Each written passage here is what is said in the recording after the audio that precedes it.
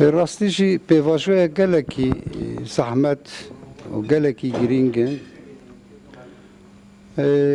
li ser gelê Kurd di warê demokrasiyê de rastî jî bandorê gelek xerab derbas dibin. Îro ez derketim ji zîndanê lê genel başkanê me, parlamenterê me heftê kes Serokê şahredariya me îro hîn jî zîndanê de nin.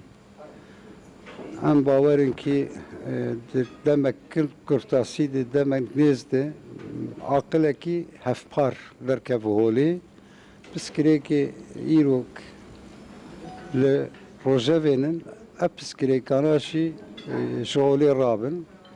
Em bawerin kî di rêya aşîtiyê ji rêya demokrasiyê pê ve tu çare tu neyî tu rê tu neyî ji ber vî hawî bêtir em li demokrasiyê aşîtî û wekeviyê xwedî derkevin.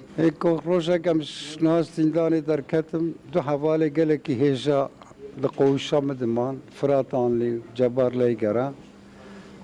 Rastî jî ez derketim lê ew hevalê min li wir bas ji ber vî hawî dilê min aliyekî jî hîn jî bi wan re yê.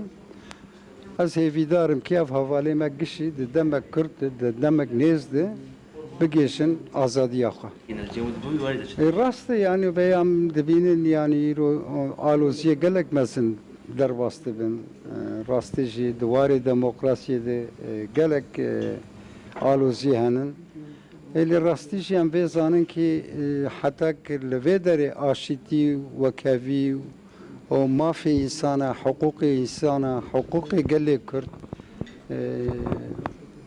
bi cî nebin, rastî jî ev nexweşî sadece ne ser kesayetê şexsiyeta li ser hemû gelan ew ê berdar.